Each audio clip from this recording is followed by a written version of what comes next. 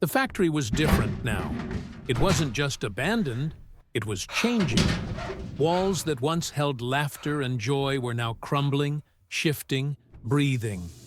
The air was thick with the scent of old plastic, rusted metal, and something else, something rotten.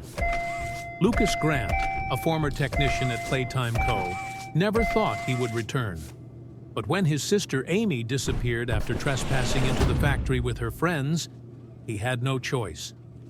The authorities dismissed it as another urban legend case, but Lucas knew better. He had seen what Playtime Co. had created. Armed with a flashlight and a hastily scribbled map from an old security guard's journal, Lucas stepped into the factory. The moment he crossed the threshold, the air shifted. The static from the old intercom crackled to life. "Welcome back, Lucas." A chill ran down his spine. That voice, it wasn't from a recording. It was speaking to him. The toys were never just toys. As he moved deeper into the factory, something became painfully clear. He wasn't alone. The hallways whispered, soft voices murmuring from the cracks in the walls. He could hear them, Amy and her friends. Their voices echoed distorted, pleading for help. Then he saw it. A figure twisted and grotesque, a fusion of multiple Playtime Co. prototypes. Its elongated limbs stretched unnaturally, its head twitching with unsettling precision. It wasn't Huggy Wuggy. It wasn't Mommy Longlegs.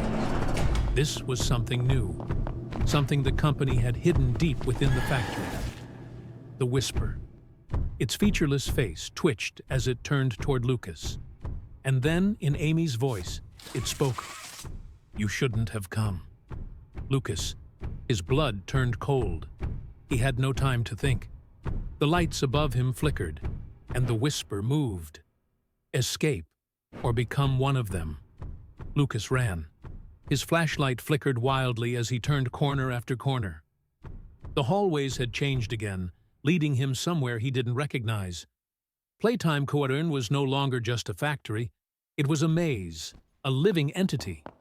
Then he saw her. Amy. She stood at the end of a hallway, her eyes wide with terror.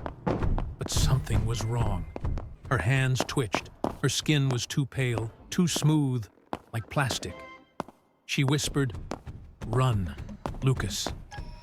But it was already too late. The shadows around him began to melt and shift, reaching for him, pulling him in. The Whisper was everywhere.